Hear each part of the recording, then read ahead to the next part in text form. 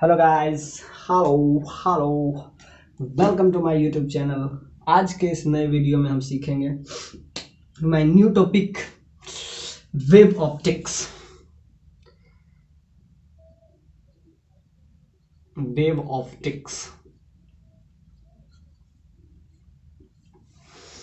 अब हम देखेंगे कि वेव ऑप्टिक्स, उसके बाद हम देखेंगे रे ऑप्टिक्स। वैसे जनरली इसको रे ऑप्टिक्स के बाद पढ़ाया जाता है, वैसे दोनों का कोई लिंक नहीं है। आप किसी को कभी भी पढ़ें, क्योंकि बोर्ड पॉइंट ऑफ व्यू से वेव ऑप्टिक्स बहुत इंपॉर्टेंट है। और आई होप हम एसी तक पिछले लेक्चर में पहुंच चुके थे। अब हम देखेंगे एक मॉडर्न फिजिक्स है, उसको हम बाद में देखेंगे। पहले हम वेव ऑप्टिक्स देखते हैं, इसमें कुछ इंपॉर्टेंट है जैसे कि हाइजेंसबर्ग प्रिंसिपल, फर्स्ट सेकंड, ये सब कुछ बोर्ड पॉइंट ऑफ व्यू से थोड़ा इंपॉर्टेंट है। तो हम देखते हैं वेव ऑप्टिक्स। जैसा कि नाम से ही क्लियर है, वेव होगा।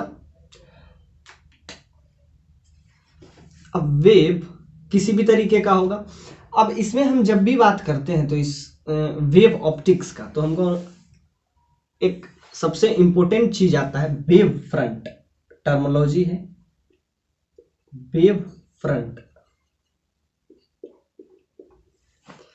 वेव फ्रंट क्या है? अब जैसे वेव है जो प्रोपगेट कर रहा है, उसका प्रोपगेशन है।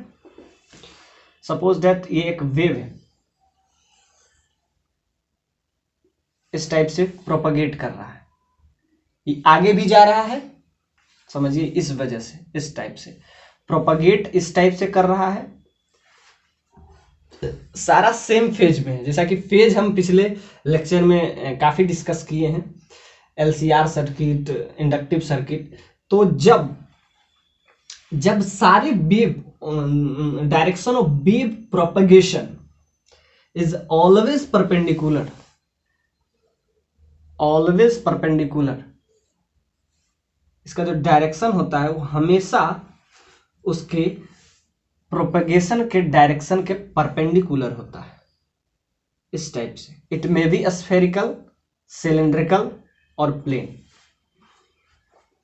Wave front, all the point in which in this plane are propagating in same phase. All the point which lies in this plane are propagating in same phase, and the direction of this is always perpendicular to the direction of wave propagation. ये हमेशा इसके perpendicular होता है। इसमें कुछ terminology है जिसको हम बारी बारी से सीखेंगे। सबसे पहले क्या है कि ये वेव प्रोपगेशन जिस डायरेक्शन में होता है उसके परपेंडिकुलर होता है। वेव अगर इस डायरेक्शन में जा रहा है, पहले तो इसके सारे पॉइंट पे जितने भी पार्टिकल्स हैं इस प्लेन में सारा सेम फेज में है, ये कंसीडर होना चाहिए। The point, the wave all in this plane, whether the plane is cylindrical, whether the plane is spherical or plane, it is always perpendicular to the plane of propagation, direction of the plane of the propagation. तो हम देखते हैं नया terminology है wave front, क्योंकि simple सा बात है, अगर वेव यहाँ जनरेट हुआ तो ये क्या होगा, इस तरीके से प्रोपगेट होगा, इस तरीके से प्रोपगेट होगा।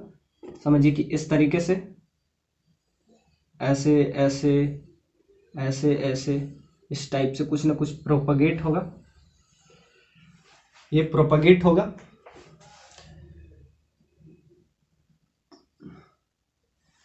और इसका जो डायरेक्शन हुआ, ये डायरेक्शन, ये सारा सेम फेज में है। एक सर्कल बना रहा है, सारा सेम फेज में होगा, और एक प्लेन में सारा प्रोपगेट कर रहा है, वो सारा एक फेज में जो होगा वो सेम फेज में होगा। और direction of this is always perpendicular to the plane of propagation. Propagation जो जिस डायरेक्शन उसके परपेंडिकुलर होता है, इस शेप का होता है। So you always knew about this, is always perpendicular. जिस डायरेक्शन में प्रोपगेट कर रहा है उसके हमेशा परपेंडिकुलर होगा। It can be, it may be cylindrical, spherical and the plane structure. Direction हम कैसे पता करेंगे? जिस इसके हमेशा परपेंडिकुलर होता है। अब देखिए वेव फ्रंट जब भी हम कोई इस तरीके से समझिए कि तालाब में ऊपर से कुछ भी फेंकते हैं तो इस तरीके से प्रोपागेशन होता है, सर्कुलर प्रोपागेशन, इसको कहते हैं स्फेरिकल प्रोपागेशन। तो क्या हो सकता है, हर पॉइंट एक वेव फ्रंट की तरह काम करता है, ये हर एक पॉइंट इसका वेव फ्रंट की तरह काम करता है। मतलब अगर ये पॉइंट है तो हम से समझिए कि ये कुछ इस तरीके से, इस तरीके से, इस तरीके से, ये भी, मतलब हर एक पॉइंट इसका, each point on this plane, each point of in this plane vibrating in same phase, इस टाइप से।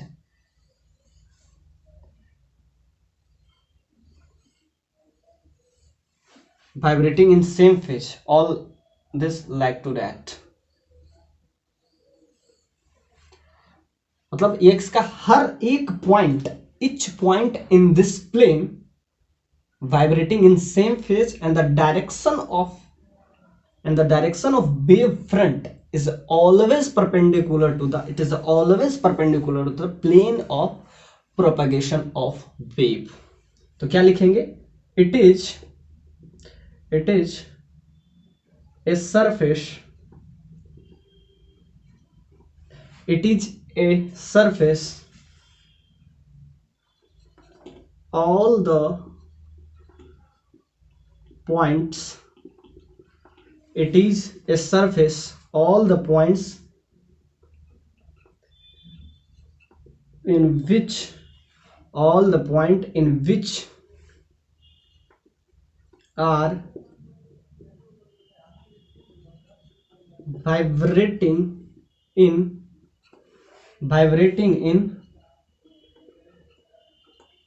same phase, vibrating in same phase,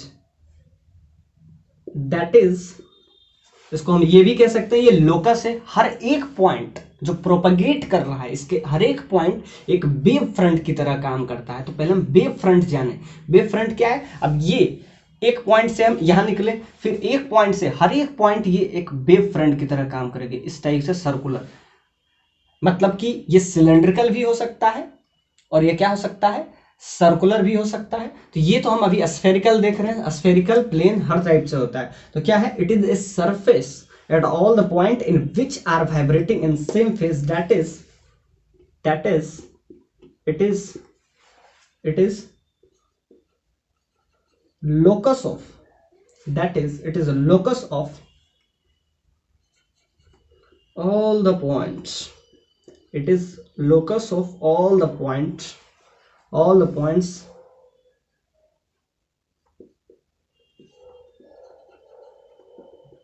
vibrating in same phase, vibrating in same phase, it may be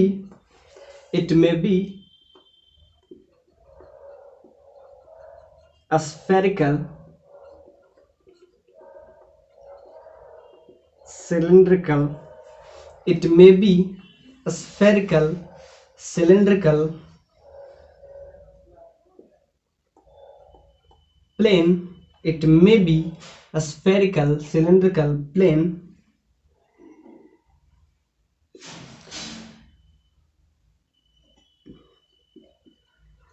the direction of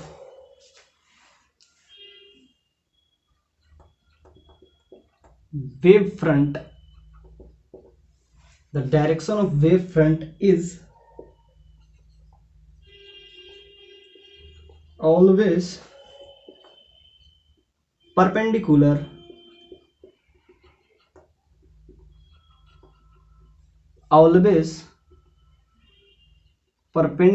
to, the direction of wave front is always perpendicular to the plane of, always perpendicular to the plane of propagation,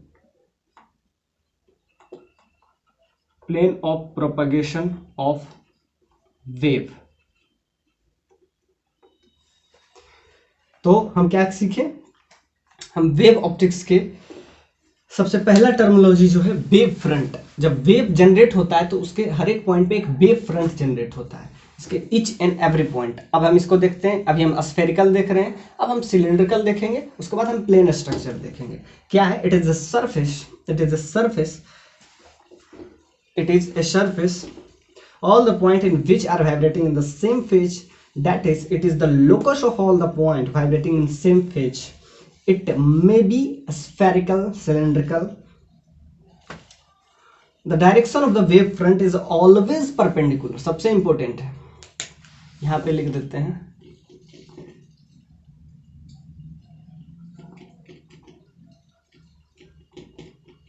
The direction of wave front, the direction of wave front is always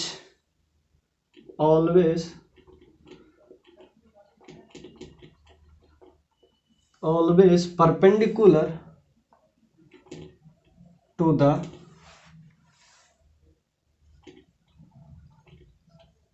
propagation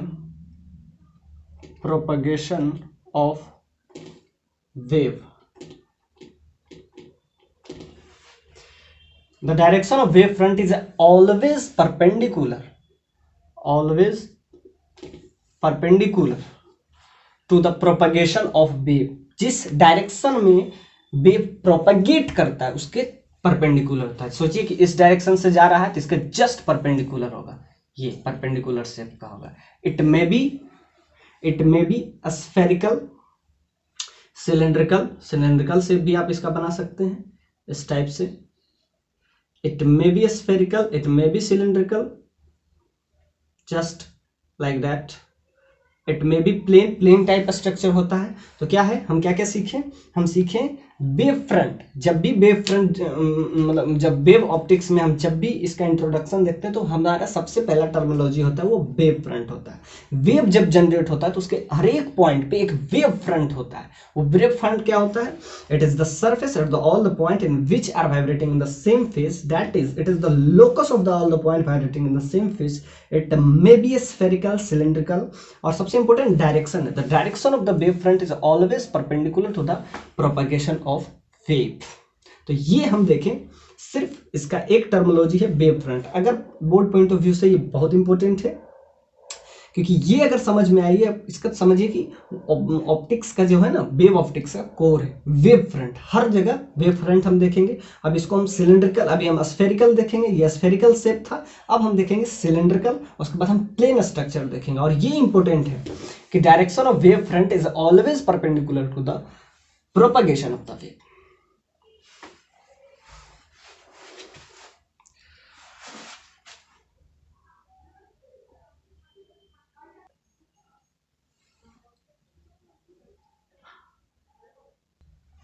आइए देख रहे थे, एक minute,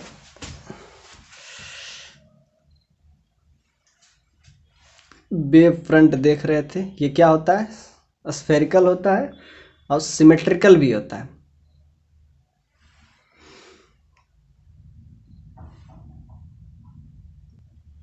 ये spherical है, cylindrical भी होता है। और अब हम देखते हैं हाइजेंसबर्ग प्रिंसिपल। हाइजेंसबर्ग प्रिंसिपल, फर्स्ट प्रिंसिपल और सेकेंड प्रिंसिपल, इस पे बोर्ड पॉइंट ऑफ व्यू से ये बहुत इंपॉर्टेंट है। तो वो हम देखेंगे हाइजेंसबर्ग प्रिंसिपल।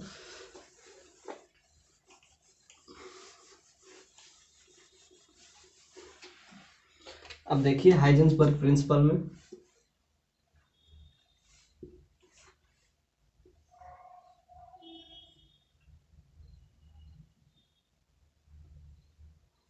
ये देखिए, अब इसके अंदर इस टाइप से बाहर निकलेगा।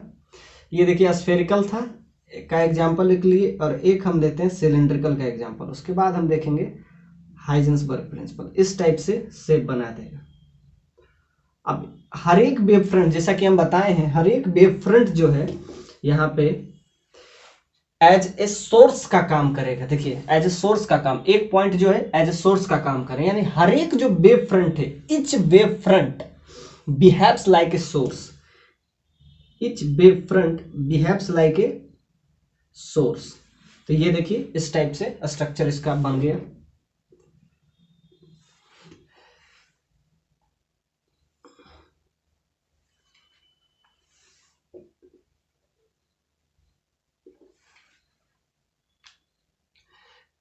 इस टाइप से ये स्फेरिकल है। अब हम देखेंगे हाइजेंसबर्ग प्रिंसिपल। इसका एक एग्जांपल है ये सिलेंड्रिकल का। It may be spherical, cylindrical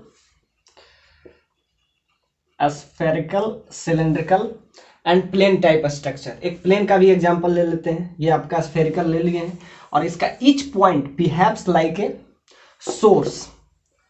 उसी पॉइंट को हम क्या बोलते हैं, सेकेंडरी। ये हम देखेंगे Huygens first principle. First principle कहता है, Huygens first principle, each point of this wave front, each point in this wave front behaves like a source provided medium are same. और उसी को हम कहते हैं सेकेंडरी वेव फ्रंट। उसको secondary नाम देते हैं, एक को प्राइमरी। अब ये देखिए सिलिंड्रिकल है। अब अगर हम बात करें प्लेन टाइप स्ट्रक्चर, तो प्लेन टाइप स्ट्रक्चर कुछ ऐसा बनेगा। ये प्लेन टाइप स्ट्रक्चर है। तीन टाइप है, सिलिंड्रिक, स्फेरिकल हम देखें, सिलिंड्रिकल देखें। अब इस टाइप से इसमें प्रोपागेट होगा, इस टाइप से। तो ये होगा आपका प्लेन स्ट्रक्चर। प्लेन स्ट्रक्चर ये हुआ सिलिंड्रिकल। स्फेरिकल की बात की। अब हम सीखेंगे, ये बहुत ही स्टार पॉइंट है कि direction of wave front, direction of wave front which is perpendicular to the propagation of the wave. अब हम देखते हैं Huygens first principle, second principle, दोनों पे हम चर्चा करेंगे।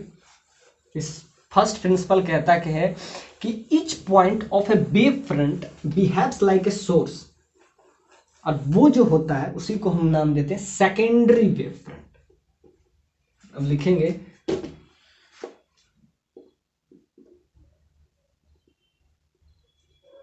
हाइजेंसबर्ग प्रिंसिपल, हाइजेंसबर्ग प्रिंसिपल।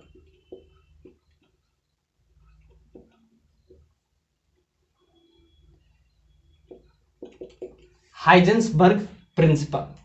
अब इसका फर्स्ट प्रिंसिपल कहता है, इट्स देख रहे थे हाइजेंसबर्ग principal,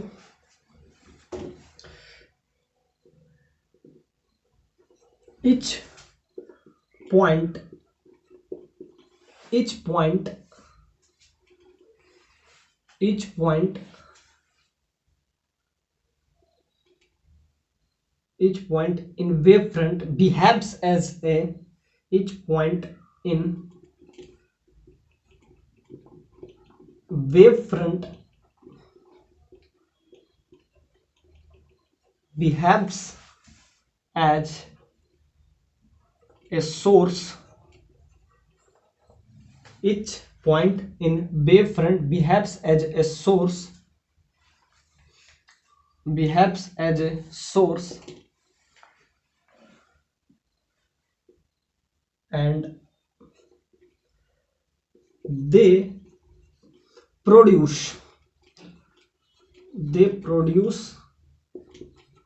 their own wavefront. They produce their own wavefront.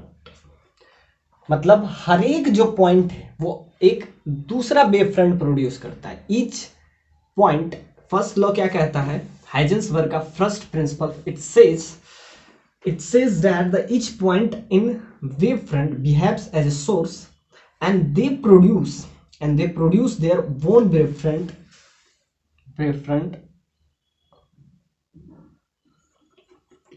called secondary wavefront. Secondary wavefront called secondary wavefront. the speed of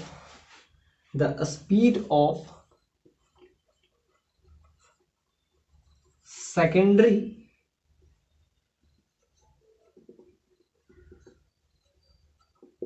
wavefront is same as that of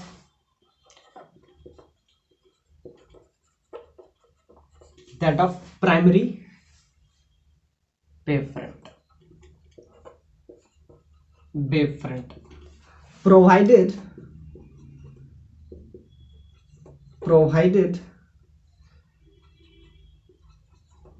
medium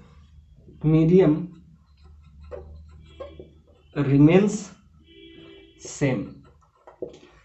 provided medium मतलब कि first principle कहता है Huygens first principle, it says that each point in wave front behaves as a source. अब इसका सारा point जो है ना एज ए सोर्स यूज करेंगे. Each point in wave front behaves as a individual source. मतलब सब अपना अपना एक नया सोर्स है और हर एक सोर्स अपना एक प्रोड्यूस करेगा. सिंपल सा बात है. एक वेव फ्रंट दूसरे वेव फ्रंट बनाता है, फिर दूसरा वेव फ्रंट, फिर तीसरा वेव फ्रंट. इस तरीके से पूरा प्रोपगेशन होता है. तो ये कहना ये चाह रहा है कि एक जैसे अगर यहां से हुआ ये प्राइमरी है, अब ये समझिए कि ये प्रोड्यूस किया, तब ये फिर सेकेंडरी किया. अब सेकेंडरी भी as a behaves like a source, individual source. ये इंडिविजुअल सोर्स फिर ये दूसरा पॉइंट जो है फिर ये एज ए सोर्स काम करेगा. ये देखिए सोर्स है सेंटर पे. ये इस सेकेंडरी किया, ये प्राइमरी हुआ, ये हो गया आपका secondary. P4 primary, S4 secondary. फिर इसके लिए क्या हो जाएगा, ये हो गया प्राइमरी, फिर इसके लिए ये हो जाएगा सेकेंडरी. तो ये इस तरीके से वेव प्रोपगेट करता है. और डायरेक्शन जो वेव फ्रंट का होता है वो हमेशा परपेंडिकुलर होता है. किसका? प्रोपगेशन ऑफ वेव के हमेशा परपेंडिकुलर होता है. तो इस तरीके से परपेंडिकुलर से कुछ बनाएगा. ये हुआ आपका direction of propagation of wave. और इसका हाइजेंसबर्ग क्या कहता है? हाइजेंसबर्ग का जो पहला प्रिंसिपल है, it says that each point in wave front behaves as a individual source. सारा जितना पॉइंट है, ये देखिए ये प्राइमरी है तो ये दूसरा क्या हो जाएगा, सेकेंडरी हो जाएगा. और दूसरा सेकेंडरी है तो दूसरा के लिए ये हो जाएगा सेकेंडरी, फिर इसके लिए ये सेकेंडरी हो जाएगा, इसके लिए ये सेकेंडरी हो जाएगा. इस तरीके से पूरा का पूरा एक वेव प्रोड्यूस होता है. Then the direction of the wave front is always perpendicular to the propagation of the wave. ये हमेशा प्रोपगेशन ऑफ वेव के परपेंडिकुलर होता है. तो डायरेक्शन हमेशा इसके परपेंडिकुलर. देखिए 90 डिग्री बना रहा है तो वेव इस टाइप से मूव कर रहा है, जो कि आपको प्रिंसिपल हाइजेंसबर्ग फर्स्ट प्रिंसिपल कहता है. It says that the each point in wave front behaves as a individual source and they produce their own wave. सब अपना अपना वेव एक प्रोड्यूस करता है. तो देखिए ये अगर प्राइमरी हुआ तो इसके रिस्पेक्ट में ये सेकेंडरी हुआ. अब इस सेकेंडरी के रिस्पेक्ट में ये हुआ, अब हो गया प्राइमरी. अब ये प्राइमरी हो गया तो इसके रिस्पेक्ट में ये सेकेंडरी हुआ. अब ये प्राइमरी हो गया, इसके रिस्पेक्ट में ये सेकेंडरी. इस तरीके से पूरा प्रोपगेशन होता रहता है, जस्ट लाइक दैट. और क्या है, स्पीड ऑफ सेकेंडरी, मतलब स्पीड दोनों का सेम होगा था. Speed of the secondary wave front, the speed of secondary wave front is same as that of the primary wave front, provided ये समझ लीजिए, ये तभी हो सकता है जब मीडियम सेम हो. यानी provided the speed of the secondary wave front is same as that of the primary wave front, provided medium remains same. मतलब ये तभी हो सकता है प्राइमरी और सेकेंडरी सेम हो. कब? जब मीडियम क्या हो, सेम हो, सेम मीडियम हो. अब हम देखते हैं इसके सेकेंड प्रिंसिपल को. ये हुआ आपका Huygens first principle. Have a look the principle second, Heisenberg second principle.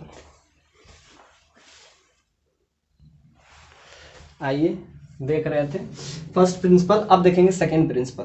First principle I hope समझ में आ गया क्या है. Each point behaves like a source, individual source. Each point behaves like an individual source. They produce their own wavefront. ये देखिए, ये इसको प्रोड्यूस कर रहा है, ये इसको प्रोड्यूस कर रहा है, और स्पीड जो है सेकेंडरी और प्राइमरी का सेम होगा। कब? जब मीडियम सेम हो। ये तब हो सकता है जब मीडियम सेम हो। और अब इसका हम थोड़ा सा पिक्चर देखते हैं, क्लीन पिक्चर देखते हैं। प्रिंसिपल क्या कहता है कि each point of wavefront behaves as an individual source. Each point of this wavefront behaves like an individual source. Individual source अगर ये बिहेव कर रहा है तो समझिए एक बात को, इंडिविजुअल जब है तो वो हर एक प्राइमरी जो है सेकेंडरी ट्रांसफर करेगा, हर एक सेकेंडरी फिर अपना सेकेंडरी, मतलब वो हो जाएगा एज ए प्राइमरी। तो ध्यान से देखिए, अगर इसका हम इस तरीके से पिक्चर बनाते हैं, पिक्चर अगर इस तरीके से, इस टाइप से, अब ध्यान से देखिए, यहां से अगर हम ध्यान से देखें तो इस टाइप का कुछ शेप है। अब इसके लिए ये देखिए प्राइमरी है, अब ये प्राइमरी फिर क्या करेगा, ये अपना एक प्रोड्यूस करेगा, फिर ये अपना प्रोड्यूस करेगा, सिंपल सा बात है। फिर ये अपना प्रोड्यूस किया, फिर ये जो है फिर अपना प्रोड्यूस किया, फिर अपना प्रोड्यूस किया, इस टाइप से प्रोपगेट होगा। Propagation occur just like that, इस टाइप का शेप बनेगा। फिर ये अगला ट्रांसफर करेगा, सिंपल सा बात है, इस टाइप से बनते जाएगा। तो propagation of wave is always perpendicular. जब परपेंडिकुलर होगा तो सिंपल सा बात है, रेडियस में हमेशा परपेंडिकुलर होता है, तो ये शेप बनेगा। अगर आप इस लुक को ध्यान से देखें, एक फिगर और हम बनाते हैं कि इसका जो each point of this wavefront behaves like A individual source. ध्यान से देखिए, ये हुआ प्राइमरी, ये प्राइमरी हुआ, तब ये क्या प्रोड्यूस किया, सेकेंडरी। अब ये सेकेंडरी अगर हुआ तो ये सेकेंडरी एज ए प्राइमरी काम करेगा, फिर ये एक नया वेवफ्रंट प्रोड्यूस करेगा, फिर ये नया वेवफ्रंट प्रोड्यूस करेगा। इस टाइप से टोटल प्रोपगेशन होते रहेगा, इस टाइप से प्रोपगेट होगा। क्योंकि जो हर एक पॉइंट है, समझिए कि ये सेंटर है इसका, ये है, यहां पे ये सोर्स है, दिस इज द सोर्स। ये सोर्स प्रोड्यूस किया तो क्या कहता है कि हाइजेंसबर्ग फर्स्ट प्रिंसिपल ये कहता है कि इट्स प्रोड्यूस, हर एक पॉइंट जो होगा, each point of this wavefront, इसका each point of this wavefront behaves as a individual source. मतलब ये सोर्स है, अब ये भी सोर्स हो गया, एज ए, ये समझिए कि ये सोर्स है, तो ये सोर्स है तो इसके लिए ये बना, ये सोर्स है, इस टाइप से ये सोर्स है, इसके लिए ये सोर्स है, इसके लिए ये सोर्स है, इसके लिए ये सोर्स है, मतलब ये आगे ट्रांसफर होते रहेगा एज सो ऑन। इसके लिए ये सोर्स है एज ए, मतलब हर एक पॉइंट, जैसे कि ये पॉइंट है, ये पॉइंट को आप देखिएगा, ये पॉइंट अगर देखिएगा, ये पॉइंट अगर देखिएगा, इस टाइप से ये शो करते जाएगा, तो इस टाइप से ये कुछ करेगा। यानी कि इसका हर एक point, each point behaves like A individual source, behaves like an individual source. Each point produce just like, and the direction of propagation, direction और स्पीड जो है प्राइमरी और सेकेंडरी का सेम होगा। यानी कि speed of primary and secondary wavefront is same। अब दोनों का फेज भी सेम होगा। अगर स्पीड, यहाँ स्पीड की बात है तो स्पीड क्या होगा, दोनों का सेम होगा, स्पीड दोनों का सेम होगा। Speed of primary and secondary wavefront is same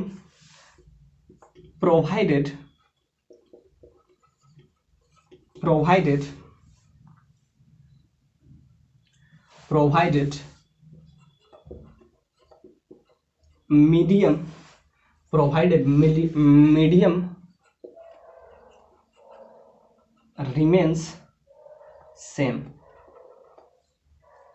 medium remains same।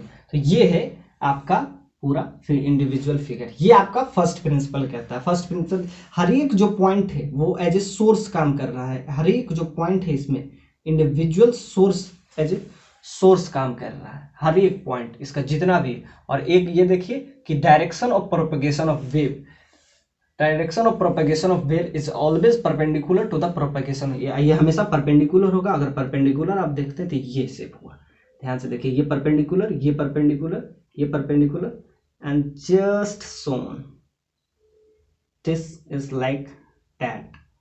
ये आपका इस तरीके से प्रोपगेट किया, ये आपका डायरेक्शन है किसका, तो direction of propagation, the direction of propagation. इस टाइप का शेप है, तो ये आपका हो गया परपेंडिकुलर जो होगा, ये डायरेक्शन ऑफ प्रोपगेशन होगा, direction of perpendicular to each perpendicular to the propagation of wave. जिस तरीके से प्रोपगेट कर रहा है ये आपका इस केस में आपका डायरेक्शन हो गया। तो क्या क्या हम सीखें, हाइजेंसबर्ग फर्स्ट प्रिंसिपल ये कहता है कि each point in this wave front, each point in these wavefront behaves as an individual source and the speed जो ये बनता है इसी को सेकेंडरी कहते हैं। अब देखिए ये हुआ आपका प्राइमरी, फर्स्ट जो है इसको कहते हैं प्राइमरी। अब इसके लिए ये हो गया क्या, सेकेंडरी। तो जो दूसरा वेव फ्रंट बनता है उसका नाम क्या हो जाता है, secondary, secondary wave front, wave front. अब ध्यान से देखिए, ये इसके लिए सेकेंडरी हुआ।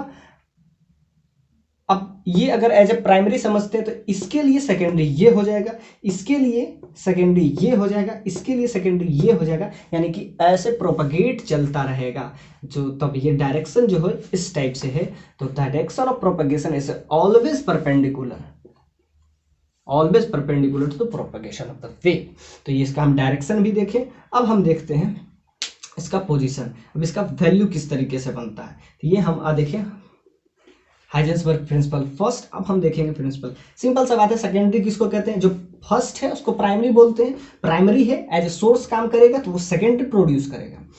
ये देखिए सेकेंडरी प्रोड्यूस किया, ये प्राइमरी है तो ये सेकेंडरी। तो अब ये देखिए एज ए प्राइमरी यूज करेंगे तो ये इसके लिए सेकेंडरी हो जाएगा। अब ध्यान से देखिए, ये प्राइमरी है, ये इसके लिए सेकेंडरी होगा। तो इस तरीके से प्रोपगेशन ऑफ वेव चलता रहेगा। तो ये हमारा था हाइजेंस प्रिंसिपल फर्स्ट। अब हम देखते हैं सेकेंड, वो हम देखते हैं उसका शेप किस तरीके का बनेगा, वो आपको बताएगा हाइजेंसबर्ग प्रिंसिपल सेकेंड।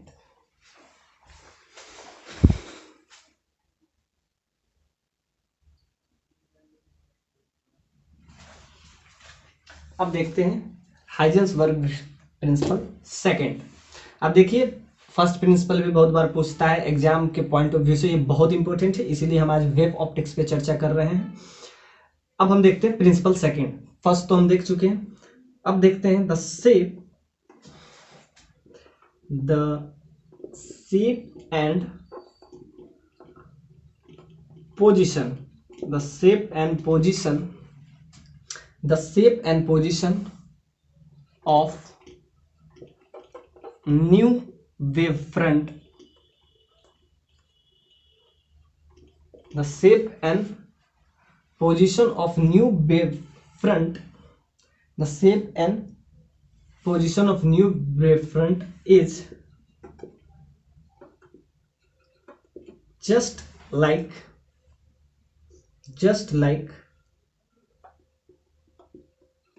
स्फेरिकल आप कह सकते हैं, जस्ट लाइक इनवेलप शेप होता है, जस्ट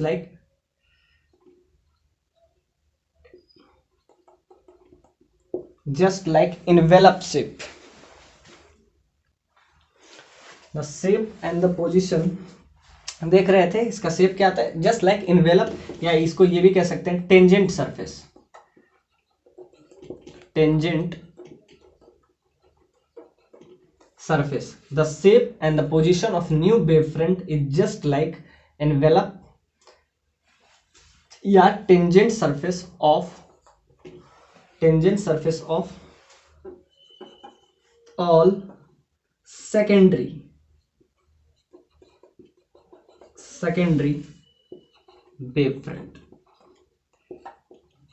वेव फ्रंट, आइए अब हम सीखते हैं कि सेकंड प्रिंसिपल कहता क्या है। कहता है कि इसका जो शेप होगा, पहले तो डायरेक्शन जो है फर्स्ट प्रिंसिपल से दिया गया, अब हम देखते हैं उसका शेप किस तरीके का था। Shape and the position of the new wave front is just like the envelope या टेंजेंट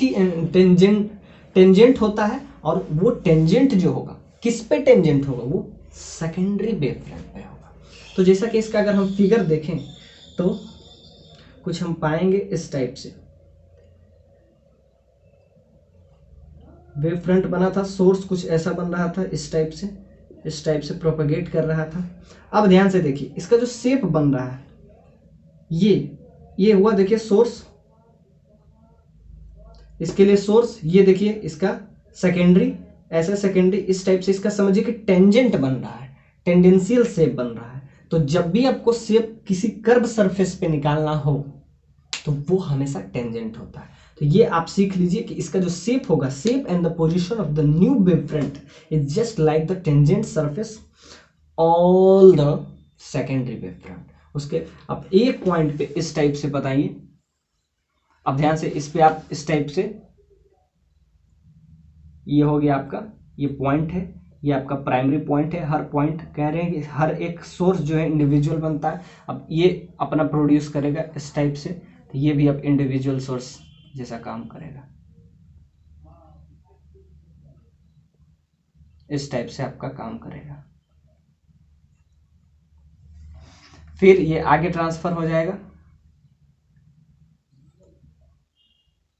ये आपका इस टाइप से चलता रहेगा, इस टाइप से चलता रहेगा। तो यानी कि ये जो टेंजेंट है इस टाइप का एनवेलप शेप इसको कहते हैं, इसको एंड सो ऑन कर दीजिए, इस टाइप से शेप बन रहा है। तो ये जो है ये प्रोड्यूस किया, देखिए ध्यान से देखिए इस शेप कैसे बना, ये अपना प्रोड्यूस करेगा इस टाइप से, इधर भी इस टाइप से शेप बना, as a wave front use करेगा, एज ए सोर्स है। तो इसको भी आप इस तरीके से कर लीजिए, इसको भी इस तरीके से,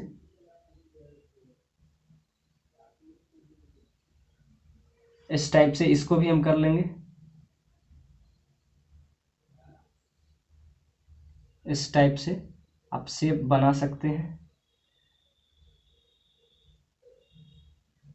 इस टाइप से आप शेप बना सकते हैं।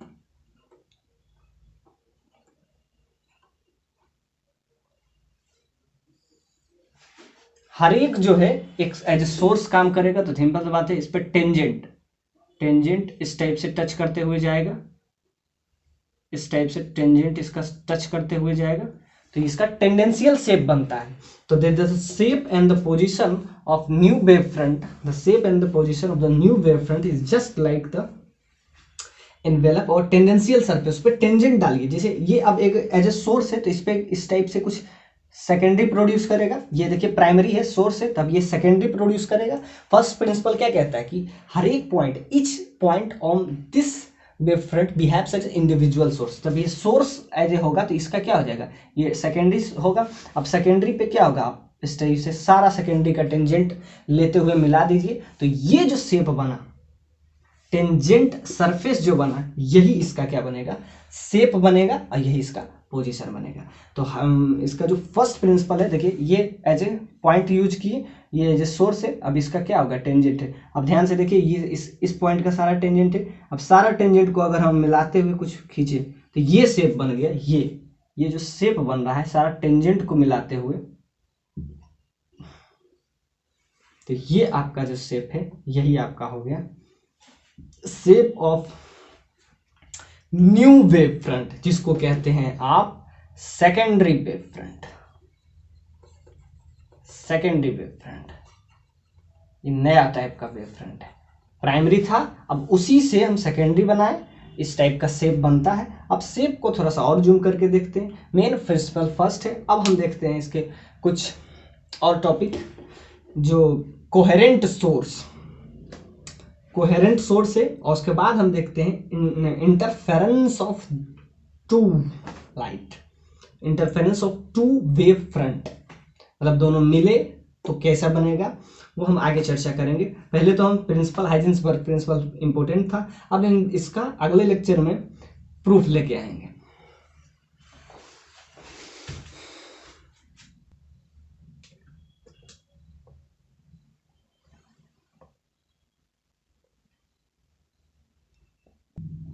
आइए इसका एक बार फिगर बढ़िया से देख लेते हैं, क्योंकि जब तक फिगर वाला फील नहीं आता है, समझिए कि ये एक सोर्स है, ये आपका हो गया प्राइमरी। अब इसका ध्यान से देखिए, ये आपका है S4 सोर्स, ये आपका सोर्स है। अब ध्यान से देखिए, ये जब सोर्स है, अब इसका फिर इधर एक वेव फ्रंट होगा, अब इस पे परपेंडिकुलर हो प्राइमरी वाले पे, ध्यान से देखिए, ये कुछ इस टाइप से बनेगा। इसके हर एक पॉइंट बिहेव्स क्या शो करेगा, हर एक पॉइंट इसका शो करेगा। फिर देखते हैं इस टाइप से, इस टाइप से शो करता है। हाँ, तो इसका सारे पॉइंट को अगर हम मिला लें, तो ये आपका एक बना नया वेव फ्रंट इस टाइप से। फिर देखिए इस टाइप से, फिर ये वाला जो है ये पॉइंट फिर शो करेगा, तो ये जब पॉइंट फिर शो करेगा तो एक अंदर जाएगा और एक बाहर जाएगा, तो बाहर वाला कुछ ऐसा शो करेगा। फिर इसका ये एज ए सोर्स यूज करेंगे, तो फिर इसका वेव फ्रंट कुछ ऐसा होगा। फिर ये भी एज ए सोर्स यूज करेंगे, फिर एज ए ये भी सोर्स हो जाएगा, तो कुछ ऐसा बनेगा। अब तीनों को फिर हम क्या कर लेंगे, सारा पे टेंजेंट डालेंगे, ये टेंजेंट। हाँ, तो ये अब बन गया जो सेकेंडरी पे बन गया। इस टाइप से इसका क्या शेप बनेगा, तो shape of new wave front is just a tangent to the secondary wave length, मतलब सेकेंडरी पे जो है हम टेंजेंट डालते हैं उसी से इसका शेप बनता है। अब ध्यान से देखिए, ये फिर एज ए सोर्स यूज करेगा, अब ये अपना सेकेंडरी फिर प्रोड्यूस करेगा, इस टाइप से प्रोड्यूस करेगा। इसका इस पॉइंट वाला जो होगा इस टाइप से प्रोड्यूस करेगा, इस टाइप से प्रोड्यूस करेगा, इस टाइप से प्रोड्यूस करेगा, इस टाइप से। अब इसका टेंजेंट, इस सारे पे टेंजेंट डालते हुए एक लाइन बनाना है जो हर एक पे टेंजेंट टच करते हुए जाए, ये इस टाइप से। फिर एज ए सोर्स यूज होगा, फिर ये आपका वही काम करेगा, फिर एज ए वही काम करेगा।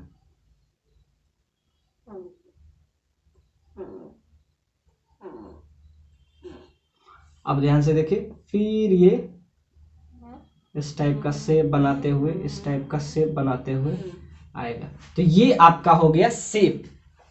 तो कहते हैं the shape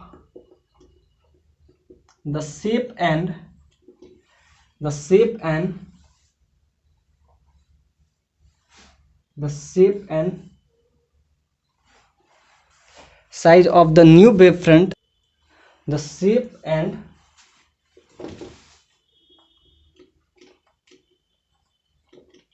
position of new wavefront, the shape and position of new wavefront is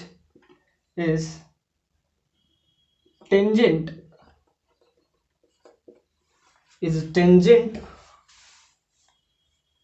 surface, tangent surface, हर पे टेंजेंट डालते हुए निकालते हैं, तो ये आपका शेप बन रहा है। ये आपका न्यू वेव फ्रंट जो बनेगा, न्यू वेव फ्रंट, उसका डायरेक्शन अगर हमसे पूछे तो क्या है, the shape and the position of new wave front is tangent surface, इसे कहते हैं envelope. The shape and the position of a new wave front is tangent surface या एनवेलप ऑफ दैट ऑफ, सारा का प्राइमरी है तो ये secondary बन रहा है, तो secondary wavelength, secondary wave front, secondary wave front. तो हम क्या क्या सीखे, फर्स्ट प्रिंसिपल ये कहता है कि each point of Huygens first principle set, it says that the first each point of this coherent, each point of this wavefront behaves as an individual source and the speed of a primary and secondary wavefront is same provided the medium will same या medium remain same. और दूसरा हम shape उसका, अगर shape हमको निकालना है तो शेप कैसे निकालेंगे, तो शेप वो हमको हाइजेंसबर्ग सेकंड प्रिंसिपल देखना पड़ेगा। तो shape and the position of the new wave front, जो न्यू वेव फ्रंट जनरेट होता है प्राइमरी से सेकेंडरी, उसका अगर शेप हमको देखना है तो शेप उसका होता है इन्वेलप शेप। और वो मतलब हर एक सेकेंडरी पे हम tangent as a tangent use करते हैं। इस पे ये टेंजेंट है, इस पे टेंजेंट है, इस पॉइंट पे ये टेंजेंट है, इस टाइप से शेप बने। फिर ये अपना प्रोड्यूस किया सेकेंडरी, तो किस पे टेंजेंट पे होना चाहिए वो सेकेंडरी वेव फ्रंट पे। तो ये प्रोड्यूस किया, ये इस पॉइंट पे हम एज इसको मिलाते हुए इस टाइप से शेप करते हैं, तो ये आपका हो गया सेकेंडरी वेवलेंथ। तो सेकेंडरी वेवलेंथ पे जब टेंजेंट डालते हैं तो वो कुछ ऐसा बनेगा। तो ये हाइजेंसबर्ग फर्स्ट प्रिंसिपल ये कर रहा है। और सेकेंड आपको उसके शेप और position, shape and the position of the new wave front is a tangent surface envelope that of secondary wave front. तो ये आप हम देखें हाइजेंसबर्ग। अब हम एक नया टर्मिनोलॉजी यूज करेंगे जिसको कहते हैं कोहेरेंट सोर्स। ये बहुत इंपॉर्टेंट है, ये चैप्टर बहुत बोर्ड पॉइंट ऑफ व्यू से बहुत इंपॉर्टेंट है। कल हम इसी का सेकंड लेक्चर लाएंगे, इसका हाइजेंसबर्ग फर्स्ट और हाइजेंसबर्ग सेकंड का आपको हम प्रूफ लाएंगे। देखते हैं कोहेरेंट सोर्स।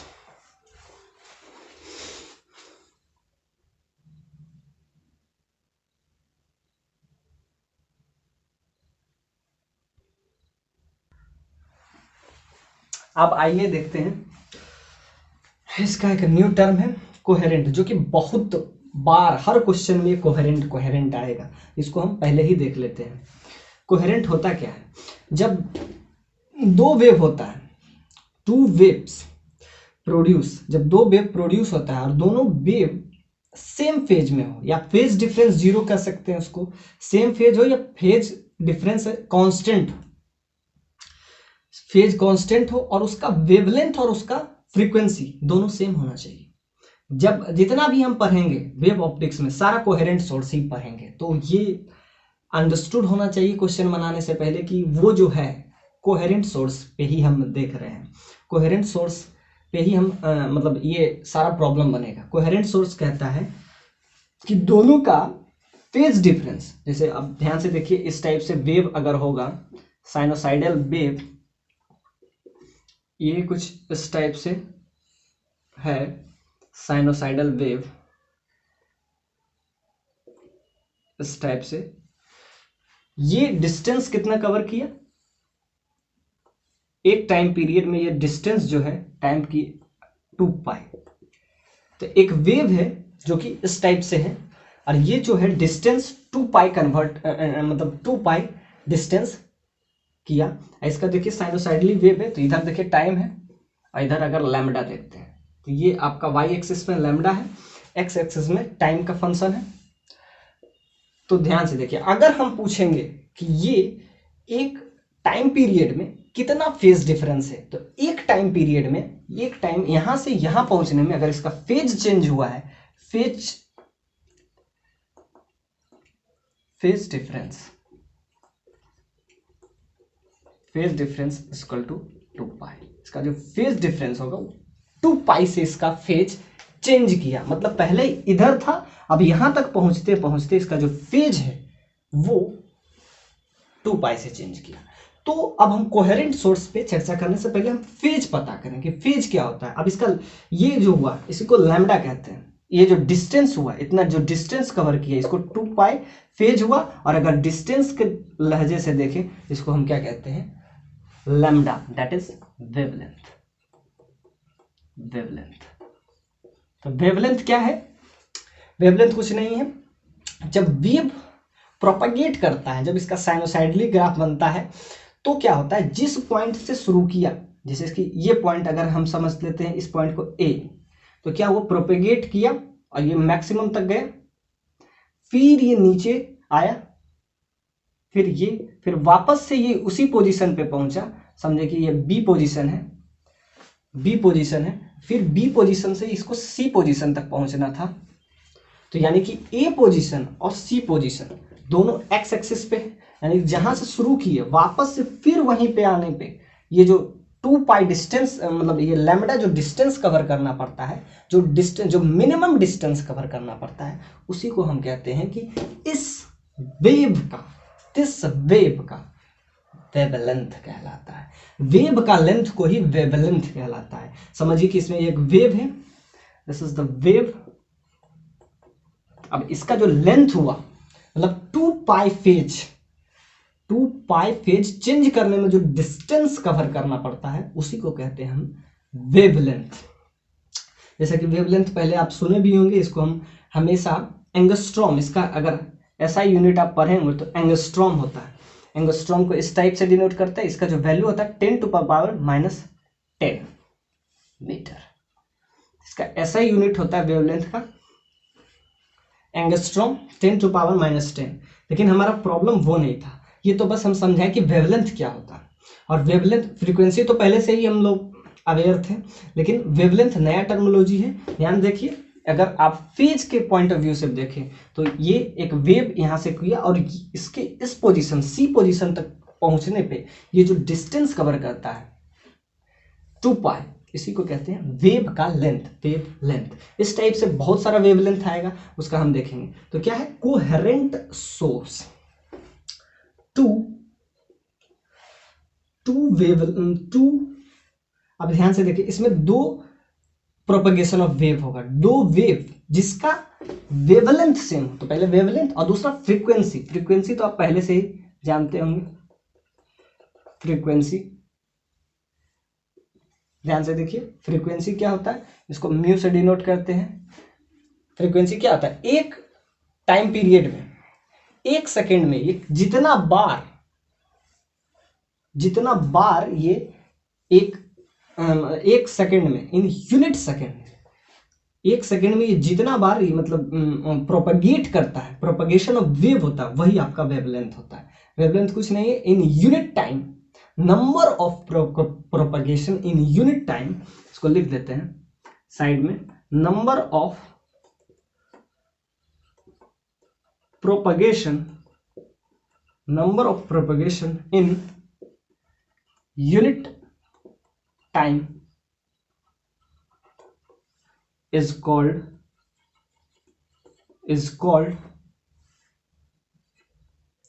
frequency। फ्रीक्वेंसी को आप ये भी कह सकते हैं 1 बाय, फ्रीक्वेंसी को 1 बाय टाइम पीरियड। समझिए कि यहां से ए से सी पॉइंट पहुंचने में अगर टी टाइम लगा, लेट बी टी टाइम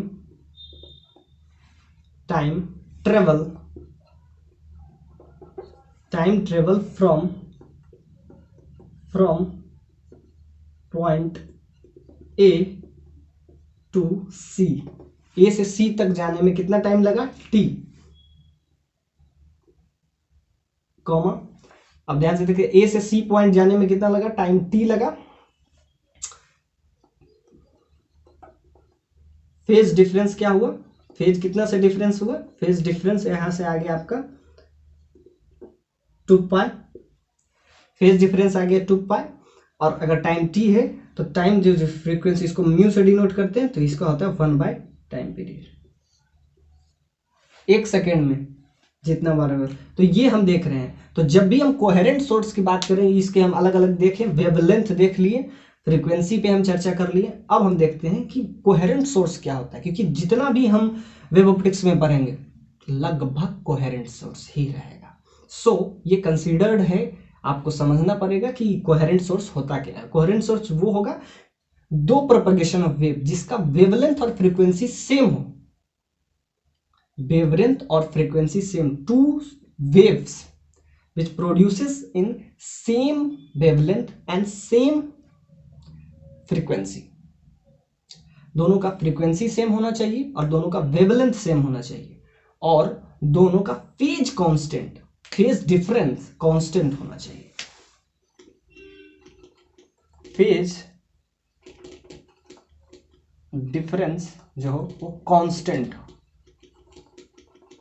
0 हो या कांस्टेंट हो।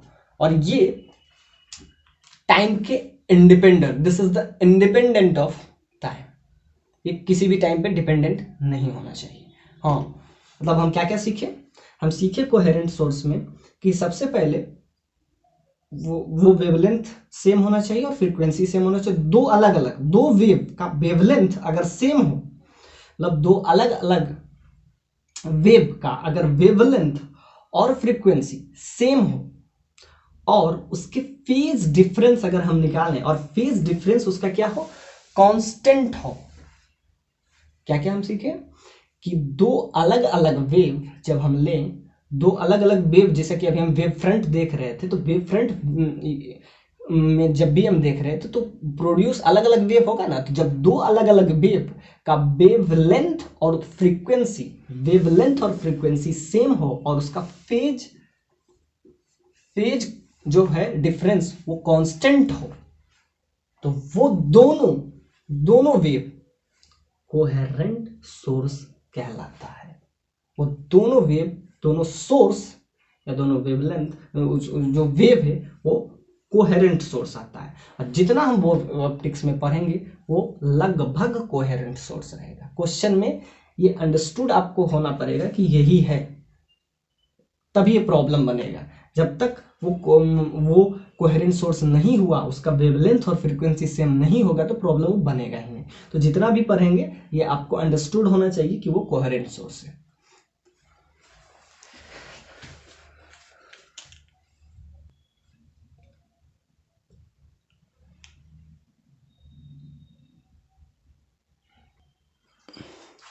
अब ध्यान से देखिए, इसका डेफिनेशन देखते हैं।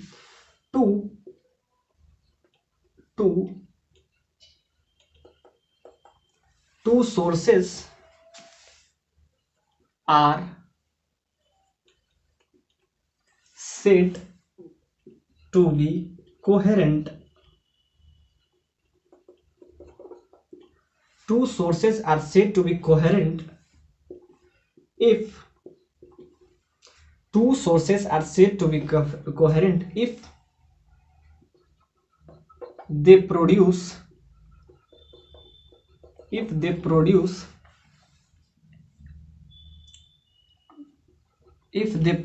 the waves, if they produce the waves of same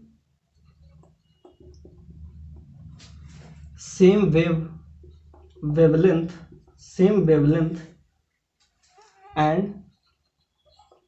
frequency, same wavelength and produce, उसका वेवलेंथ क्या होना चाहिए, सेम होना चाहिए और उसका फ्रीक्वेंसी सेम होना चाहिए। Two sources are said to be coherent, उसको कोहेरेंट तब करेंगे if they produce the waves of same wavelength and frequency,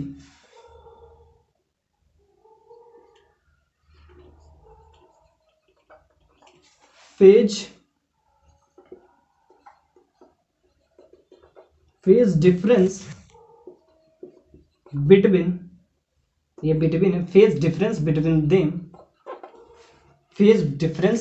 them is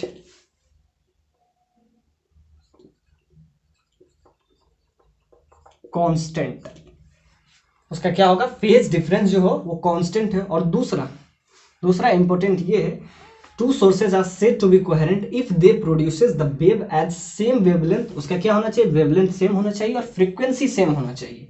to sources are said to be, अब हम ध्यान से देखते हैं, इंडिपेंडेंट ऑफ टाइम, याद रखिएगा, इंडिपेंडेंट ऑफ टाइम,